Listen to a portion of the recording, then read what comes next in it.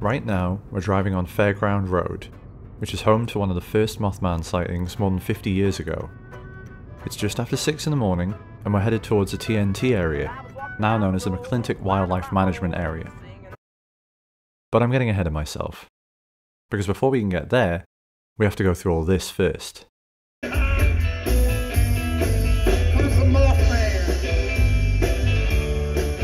Down the road. I said the old man and the Mothman is down the road.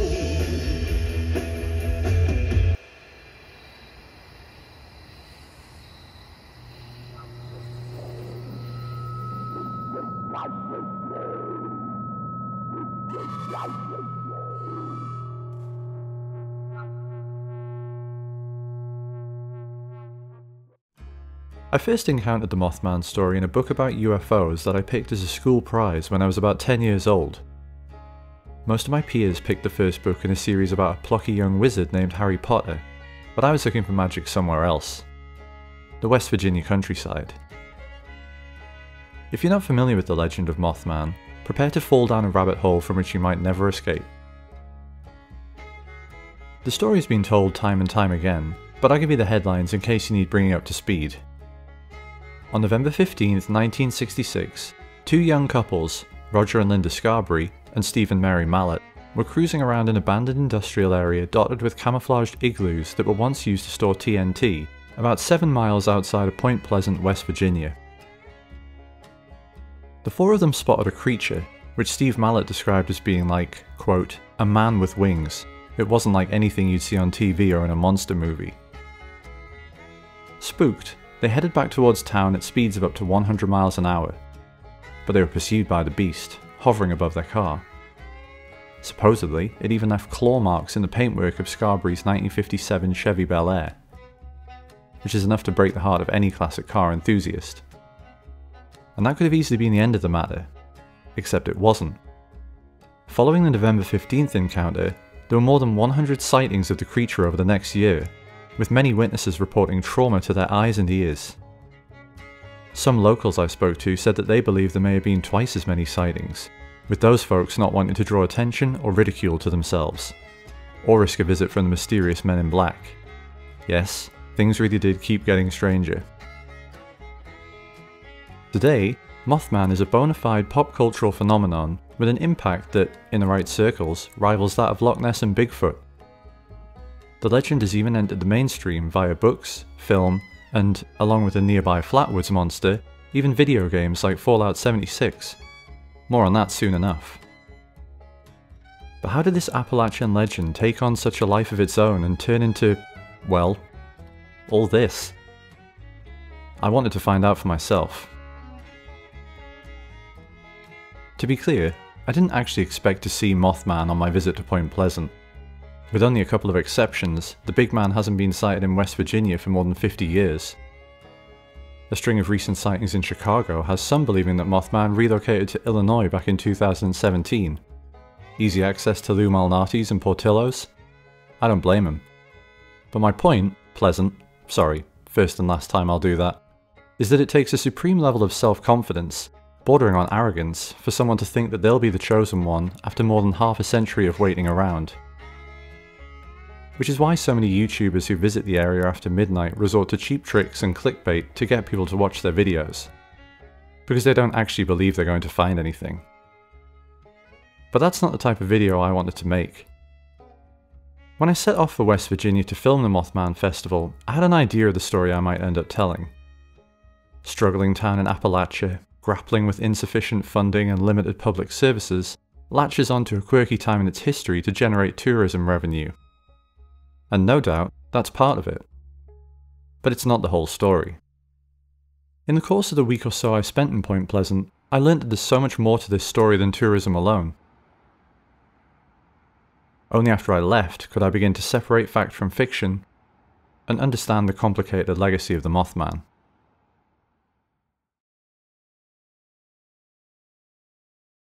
Some 2 decades after my first encounter with Point Pleasant and the Mothman, I would be taken right back there by a video game released in 2018. Point Pleasant, along with tons of other towns and cities in West Virginia, was lovingly recreated in Bethesda's Fallout 76. The game features landmarks like the historic Lowe Hotel. Here it is in Fallout 76, and here's the real thing. Along with the Mothman statue and the Mothman Museum.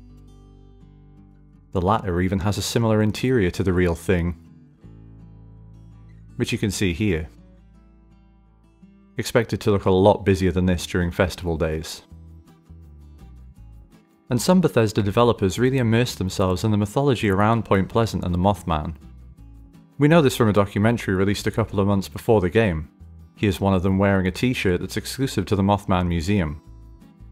A prime example of how all-consuming an interest in this stuff can become.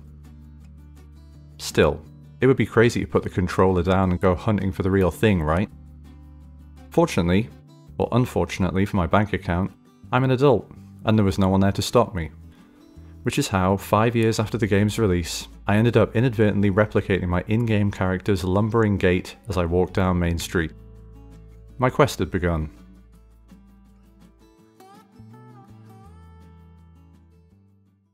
Every year, for one weekend in September, as many as 25,000 Mothman fans descend on Point Pleasant, which is usually home to around 4,000 people.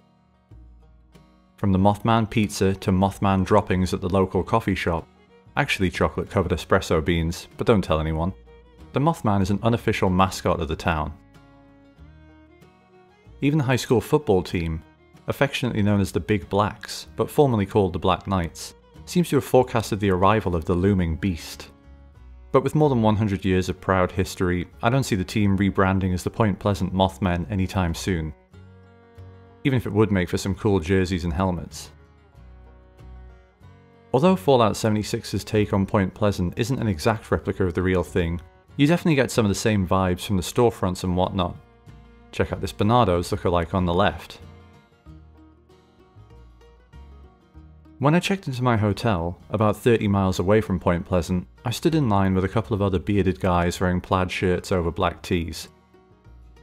We looked each other up and down briefly before asking in unison, like that Spider-Man meme, "Mothman Festival?" If I ever break down, you all know where to go to find spare parts.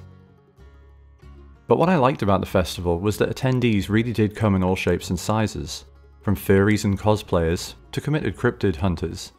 A true island of misfit toys.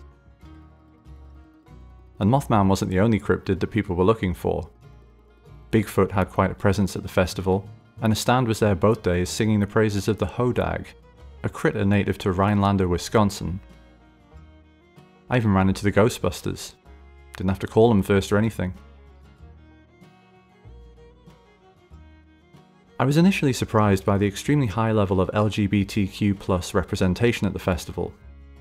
As it turns out, I shouldn't have been. Conversations with attendees brought the connection between cryptids and the queer community into focus. One of several things I'll be getting into in a Patreon podcast that will follow this documentary and be linked below. I particularly loved one lady's t-shirt, emblazoned with a silhouette of West Virginia filled in with rainbow colours. It read, "Small towns don't mean small minds." Another attendee directed me to a Tumblr post that she said summed up this stuff better than she ever could. Here's that post. If you're at all anxious about coming to the festival, whatever the reason, don't be. It was one of the friendliest and most inclusive events I've ever been a part of. I'll be bouncing back and forth to the festival throughout this video, but flagging in the late summer heat, I headed back to Crodel Park where I parked that morning, loaded up my equipment, and set off to my hotel for a break. Then came the car crash.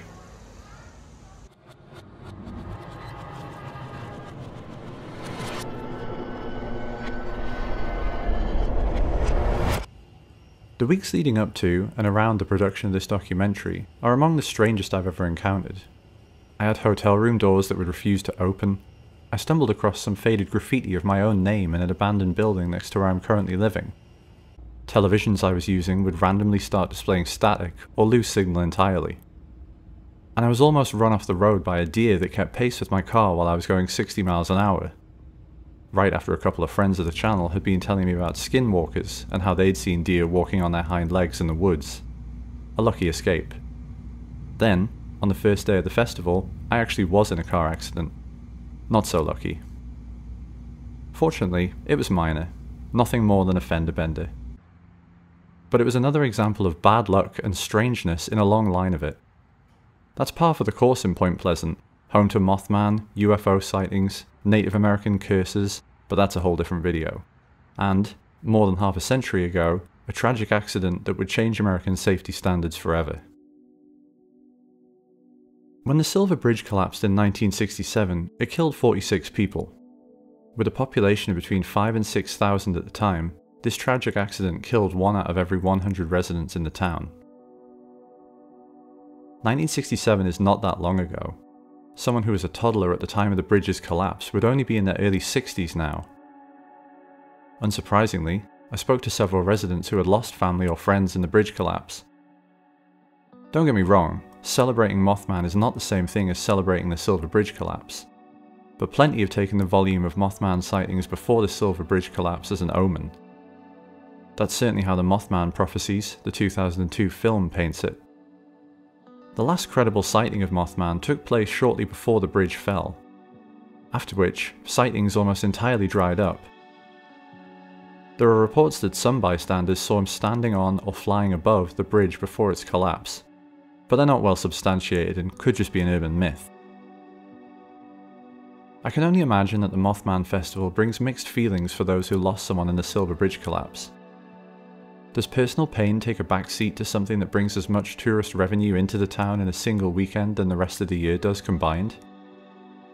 I spoke to one business owner who told me that her family's car had been just a block or two away from the bridge when it collapsed. Rattled by the memory, she quickly changed the subject to tell me how she'd already had to have 3 cars towed from the business's private parking lot that day. Echoes of the Silver Bridge collapse are everywhere in this city, in both real life and its virtual equivalent. Most people know Point Pleasant for one of 2 things: Mothman or the Silver Bridge collapse. Whether as a harbinger of doom or a misguided warning sign, it's difficult not to see Mothman as an ongoing effort to forge some kind of meaningful narrative around an otherwise senseless tragedy.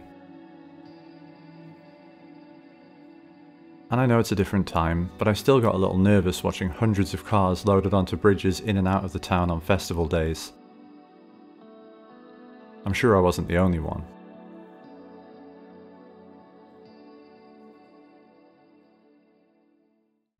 Day 2 of the festival. With things off to a rainy start, I predicted early that Sunday was going to be a quieter day than Saturday. I was right to an extent, but lines for the Mothman Museum and statue snaked around the streets just as much as they had the previous day. And just as the size of the crowd had changed, so too had its character. If the first day of the festival had been for the casual Mothman fans and cryptid fanciers, Sunday was more for the hardcore followers. While guest speakers on Saturday focused on myths and monsters, the focus on Sunday shifted more towards UFOs and John Keel, author of the Mothman Prophecies, a man who had what might be the world's greatest business card.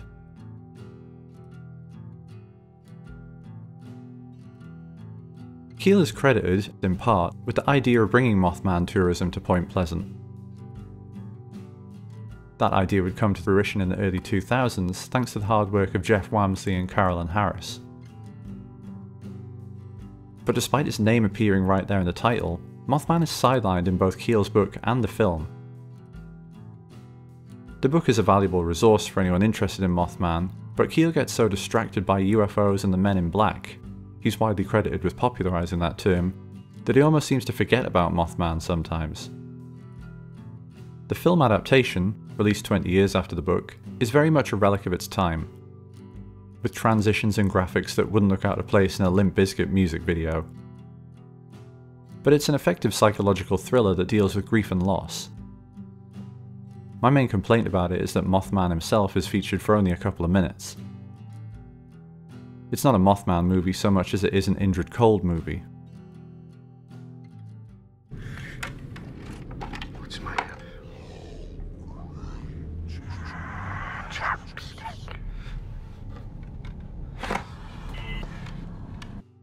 I'm not saying I need to see the big guy flapping around, because that CGI would have probably aged like milk, but there's a lot of monster movie body horror potential left on the table.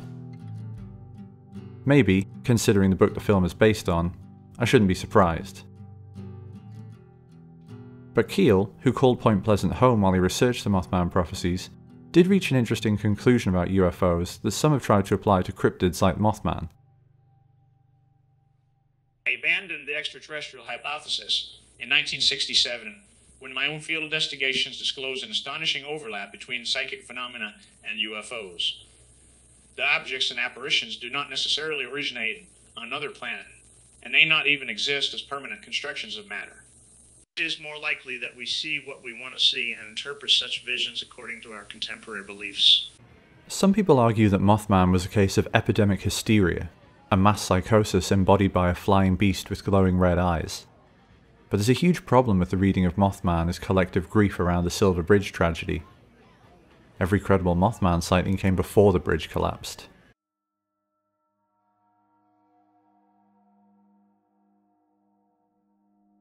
In recent years, I've heard more and more people say things like, "I don't believe in God, but I believe in energy." When you walk into a haunted house, even if you're a non-believer, you might feel cold or the hairs stand up on the back of your neck. Now imagine a whole town with that feeling. Point Pleasant, a real-life Silent Hill. It's a sensation that's no stranger to residents of the Low Hotel, which is supposedly home to a number of different ghosts, as, according to my TNT area tour guide, are several private homes in the area. The home right here on your left, the blue roof, the ghost there prefers the piano room. I had a friend who was house sitting for them. She won't go back in the piano room. She's that scared of what she encountered there. After seeing the Mothman, Linda Scarberry claimed to experience instances of poltergeist activity in the home she shared with then-husband Roger. And I didn't find out until recently that, although she didn't say much about it in interviews or follow-up articles, she claimed to see Mothman a number of times after their initial sighting. Its wings were folded around itself, like it was trying to keep warm. It had its head turned sideways, looking in through the window as if it was curious. By then, I had figured out that it didn't want to hurt me. I could just tell by the way it looked at me. I was very curious and wanted to try to communicate with it, but I still didn't know what it was, or where it came from, and was a little scared of it still. It looked so lonely, but not scared anymore. It seems like Linda Scarberry had a strong connection with the Mothman, the Donnie Darko to Mothman's Frank the Bunny as it were. In a letter to John Keel, journalist Mary Heyer stated that Linda's mother, Mabel McDaniel, claimed Roger and Linda had seen Mothman on their roof for 3 nights in a row. She said that, "I really don't know what to think of this deal, if they really see something or just think they do." But any chance of figuring out the reason behind this connection, if indeed there was one, disappeared in 2011 when Scarberry passed away after a brief battle with cancer. Linda may be gone, but the legend of what she saw that night lives on. These photos were taken by a West Virginia hunter in 2016. He chose to remain anonymous.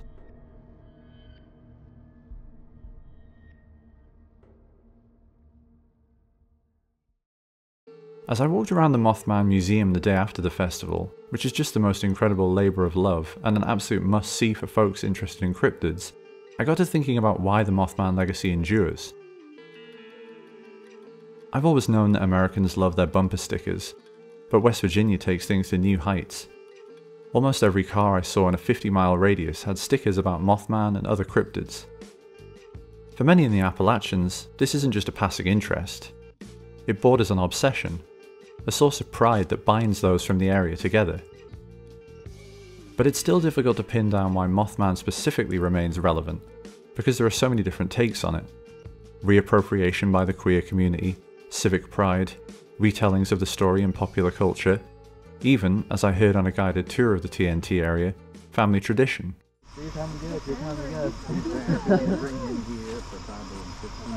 Oh wow, really? Mothman was like my very first cryptid in like middle school. I've been obsessed ever since. Yeah, shoot, I grew up with this stuff. You know, whenever I was growing up, it was Loch Ness Monster and Bigfoot. It became the norm. Yeah. But it's difficult to overlook plausibility. Mothman appeared, 13 months later, the bridge collapsed. More specifically, its 13th eyebar collapsed.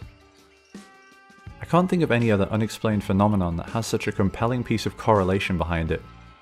Not causation, mind you, because I don't think anyone really believes that Mothman was out there chewing eyebars or unscrewing lug nuts. Hey, there's one of those jerseys I was talking about earlier. There are those who swear that Mothman was there right before something terrible happened. Sightings of the Mothman, or a similar creature, were also reported before a mine collapsing in Freiburg, Germany in 1978, the Chernobyl disaster in 1986, and the Zhangte Dam collapse in China in 1926. Quite a set of coincidences. Or maybe not, as the case may be. And even though I said at the beginning I had no interest in being one of those clickbait videos, freaking out over every twig snapping or small animal rustling in the undergrowth, I couldn't resist taking a late night trip to the TNT area. One thing's for sure, creeping around there at night is quite an experience. And every noise has you looking for those distinctive red eyes. But I never saw them. So it was back to the hotel for one more night in West Virginia. But I wasn't quite done yet. I had one more opportunity to visit the TNT area before I left. One more Hail Mary. All of which brings me back to where we started.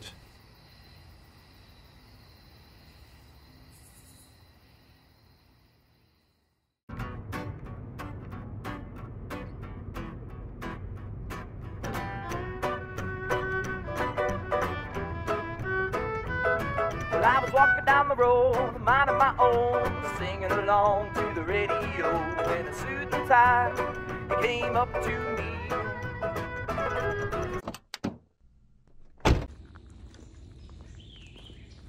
On my final visit to the TNT area, just after 6 AM, I pulled up to park and started fiddling around with my camera equipment. As I closed my car door, I saw something with an enormous wingspan leap clumsily off a fallen log and take flight. Of course, my camera wasn't running at that point. I tried not to think too much of it and ventured into the fog for one last look at the area's distinctive igloos, which acted as storage for explosives during World War II. Recounting my story to someone later, I mentioned the huge black bird I had seen. And that's how I characterized it, a bird, maybe a sandhill crane. But I joked that maybe I had seen the Mothman after all. They tapped away on their smartphone and brought up a Google image search. They turned their phone towards me and said, deadpan, "Sandhill cranes aren't black. They're grey."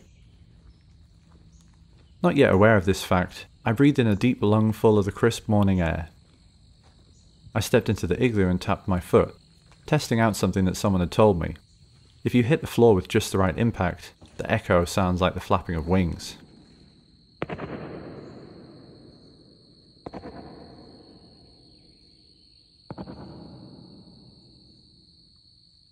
Feeling suitably creeped out, I headed back to Point Pleasant. The town felt entirely different to how it had been the previous weekend, sleepy and almost deserted. I was torn between wanting to get out of there and staying forever. I ran into a local news anchor recording a segment about the Mothman Festival, sort of a debrief. I turned down an opportunity to be featured, even though it would have probably been a good opportunity to promote this video, because I had no idea how long it would take for me to actually produce it. As the segment wrapped up, I overheard the reporter say, "Huh, weird, the camera didn't work. I'm so sorry, but I didn't get any of that." I'd expect nothing less in Point Pleasant, West Virginia. On that note, while editing B-roll, I noticed this man lurching across the road in front of me. Cutting an imposing figure in a dark suit, he stands taller than an SUV, even though he's visibly hunched over. City official? A particularly tall small-town lawyer? Man in black finishing up his assignment? You be the judge. I don't pretend to claim I really spotted the Mothman or an MIB that morning, but the incidents reminded me just how easy it is to get swept up in this stuff, and that however much of a skeptic I might claim to be sometimes, I really do want to believe. But I decided it was high time for me to follow in the footsteps of Mothman and say my goodbyes to Point Pleasant. With the echoes of the TNT igloo still rattling around in my head, I packed up my things and hit the road.